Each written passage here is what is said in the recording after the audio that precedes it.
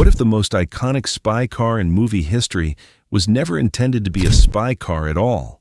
In 1963, Aston Martin quietly built a refined Grand Tourer for gentleman drivers, a machine crafted for long roads and quiet luxury, not bullets, smokescreens, or ejector seats. And yet, within a year, that same elegant coupe would explode onto the global stage, forever stamped into pop culture as James Bond's ultimate weapon. But how did a car designed for sophistication become the centerpiece of an action franchise? Why did Aston Martin hesitate when filmmakers first approached them? And what kind of behind-the-scenes engineering made its impossible gadgets look so real that audiences swore they could work?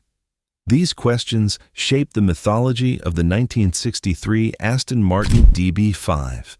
And today, we dive into the strange, unbelievable truths that turned a simple British prototype into a legend that refuses to fade.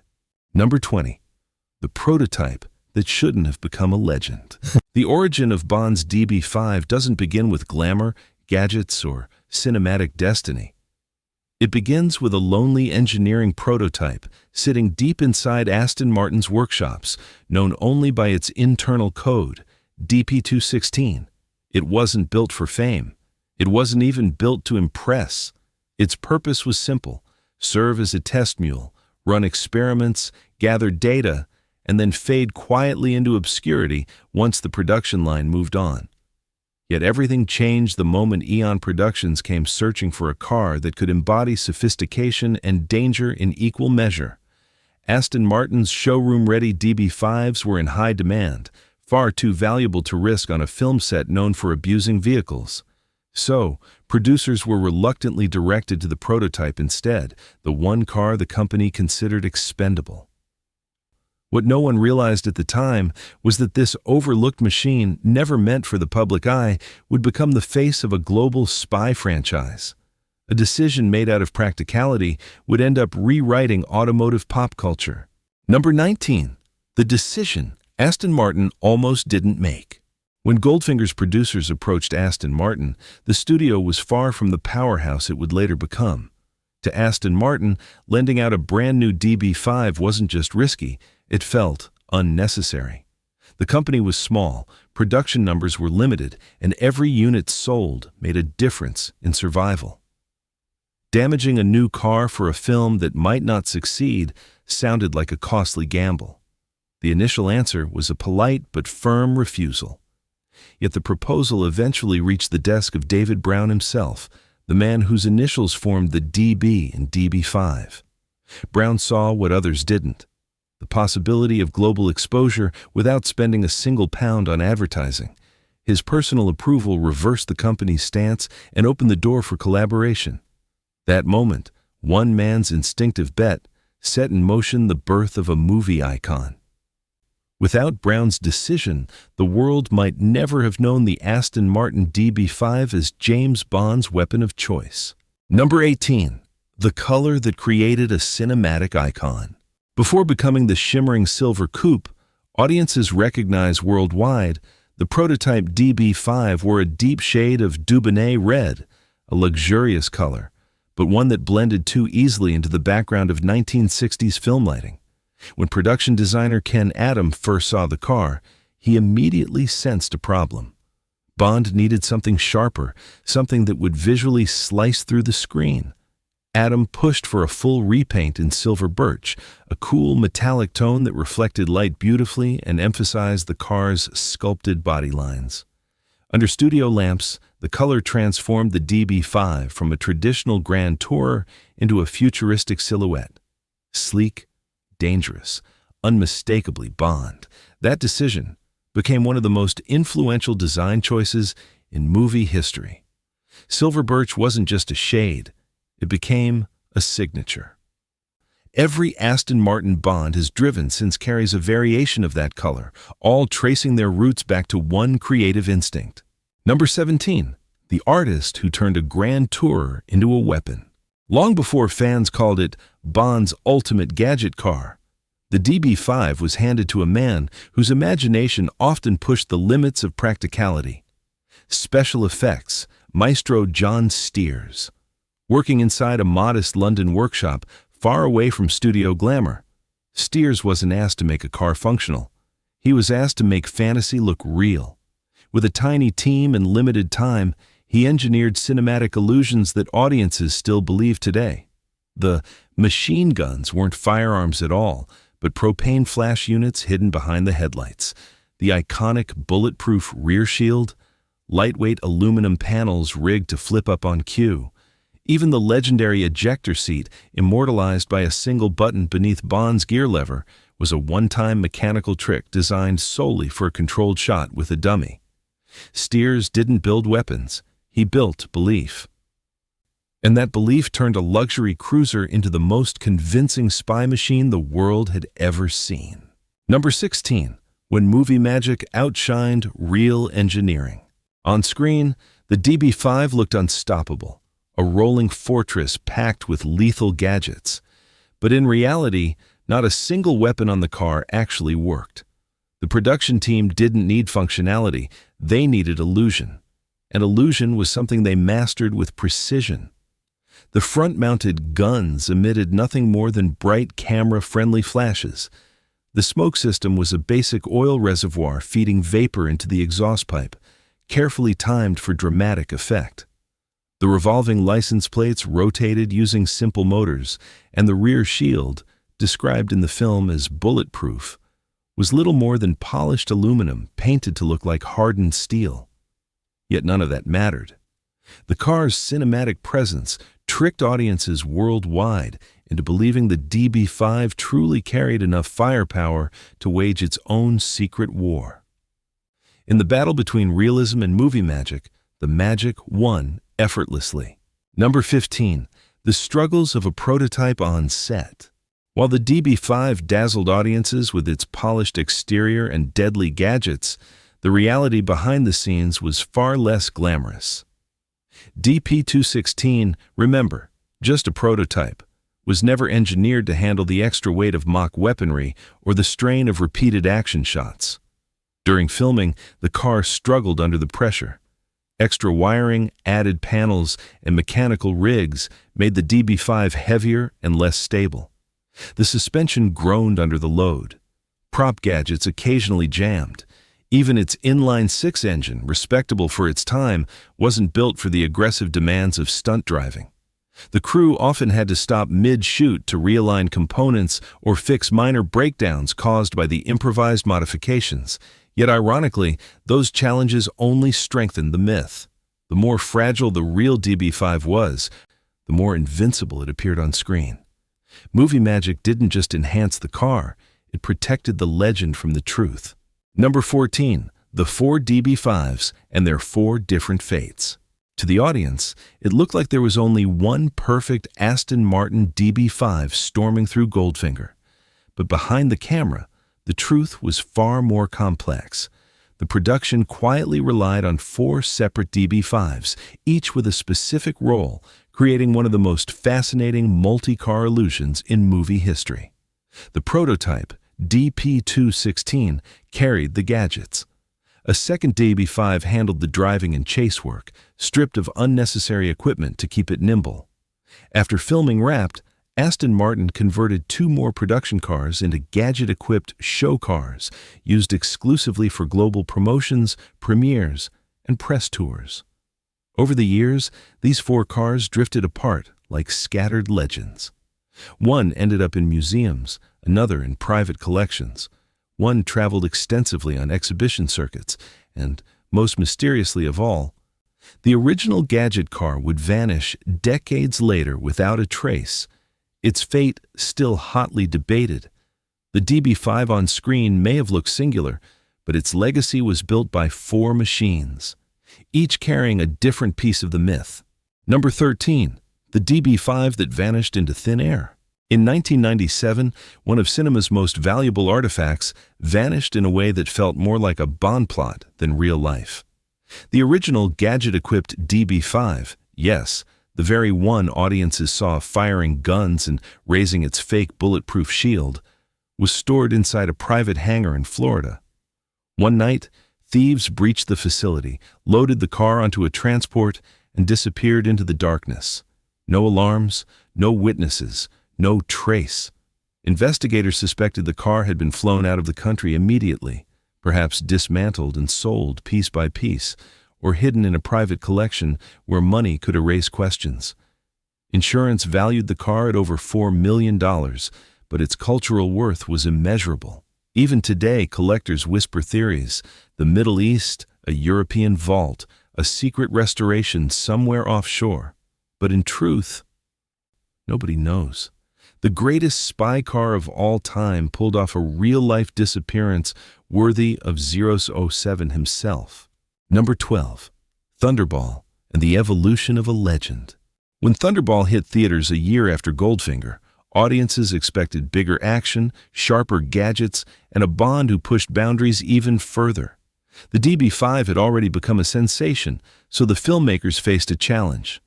How do you upgrade a car that everyone already considers perfect? Their solution was bold. They refined existing gadgets, cleaner smoke systems, smoother plate rotation, and added entirely new tricks like rear-facing water cannons and expanded storage compartments for props. But this time, the crew didn't rely on a fragile prototype. They used two fully finished production DB5s, better suited for stunt work and more consistent on set.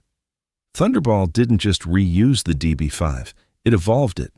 And in doing so, it solidified the car as a permanent extension of Bond's identity, no longer just a one-film novelty, but a recurring character with its own upgrades and lore. Number 11. The global toy craze that turned a movie prop into a household icon. By the time Thunderball finished its theatrical run, the DB5 had already exploded far beyond the world of cinema. But it wasn't the movie alone that pushed the car into global superstardom. It was a toy.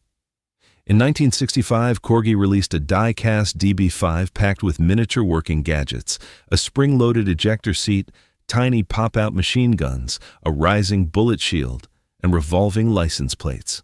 For children around the world, it was like holding a piece of Bond's secret world right in their hands. And the reaction was immediate. The model became the fastest-selling toy Corgi had ever produced, with over 2.5 million units sold in the first year alone. Shop shelves were wiped clean. Parents lined up to buy them. The toy won Toy of the Year, turning the DB5 from a movie car into a cultural phenomenon. Ironically, it wasn't the real DB5 that cemented the legend. It was the small metal version sitting in millions of living rooms. Sometimes, the miniature outlives the masterpiece. Number 10. The DB5's triumphant return in the modern era. 3 decades after its last major appearance, no one expected the DB5 to come roaring back. But in 1995, with Pierce Brosnan stepping into the role of James Bond in GoldenEye, producers decided it was time for a resurrection. They wanted something instantly recognizable, something that would bridge the classic Bond era with the modern one. A beautifully restored 1964 DB5 was chosen for the opening chase scene in the mountains above Monaco, paired against a Ferrari 355 in one of the decade's most stylish cinematic duels. The contrast was deliberate: old-world British elegance versus fiery Italian modernity. And despite its age, the DB5 stole the entire sequence. That brief appearance reignited global fascination with the car. Overnight, the DB5 wasn't just a relic of the 1960s, it was timeless. It returned again and again in Tomorrow Never Dies, Casino Royale, Skyfall, Spectre, and No Time to Die, securing its place as a recurring character in Bond's evolving world. Number 9. When Aston Martin brought the legend back to life. In 2020, Aston Martin did something no major automaker had ever attempted. They resurrected a movie car, not as a replica, but as a brand-new factory-built continuation. Only 25 units of the DB5 Goldfinger continuation were produced, each crafted by hand at the same historic Newport Pagnell facility that built the originals in the 1960s. What stunned fans wasn't just the authenticity, it was the gadgets. Fully functional rotating plates, smoke systems, oil sprayers, mock guns, and a working rear shield, all recreated with modern engineering while staying faithful to the film. The price? Nearly $2.75 million per car. And despite the cost, every unit sold out before production even began. It wasn't merely nostalgia, it was proof that the DB5 had transcended material value. Owning one wasn't about transportation, it was about holding a living piece of cinema. Number 8, the real-life spy car that disappeared. It sounds impossible. The world's most famous movie car, insured for millions, stored in a secure hangar, simply vanished. Yet that's exactly what happened in 1997 when the original DB5 gadget car, yes, the very one used in Goldfinger, was stolen from a private aircraft facility in Boca Raton, Florida. The heist was almost cinematic. No broken locks, no alarms triggered. The thieves bypassed security, loaded the car onto a transport aircraft or cargo container, and disappeared into the night. To this day, investigators cannot confirm a single sighting. Rumors swirl. Some say it was flown to the Middle East and hidden in a private underground collection. Others believe it was dismantled and sold piece by piece to avoid recognition. A few claim it still exists intact, buried behind layers of secrecy. What's undeniable is this: a car that became a symbol of a spy vanished in a way that only a spy would. Number 7, the license plate that became a symbol. Few license plates in film history are remembered, but BMT 216A is different. The moment the camera frames that combination of letters and numbers, fans know exactly who is behind the wheel.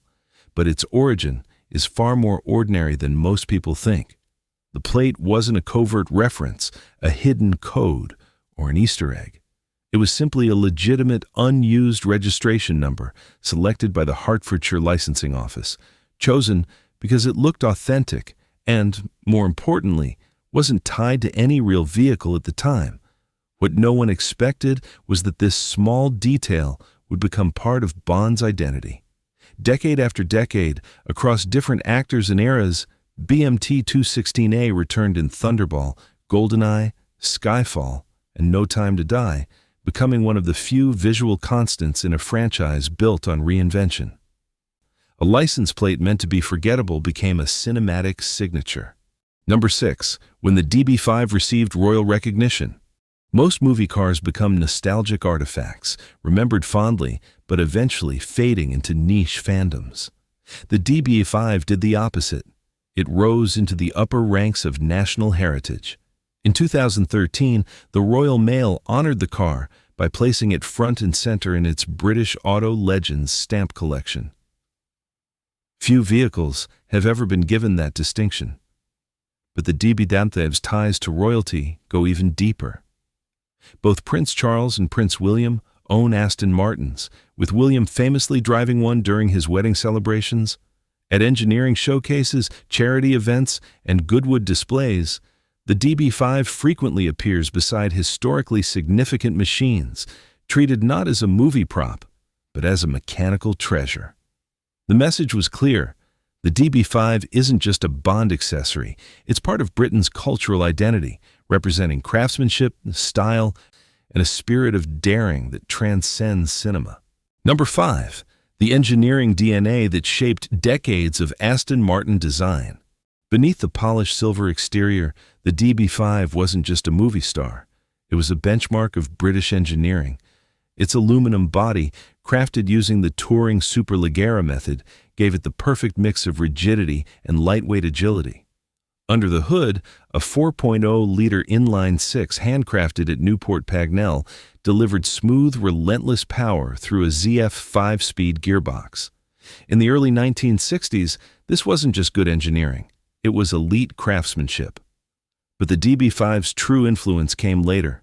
Its proportions, its understated aggression, even its driving feel became the blueprint for generations of Aston Martins.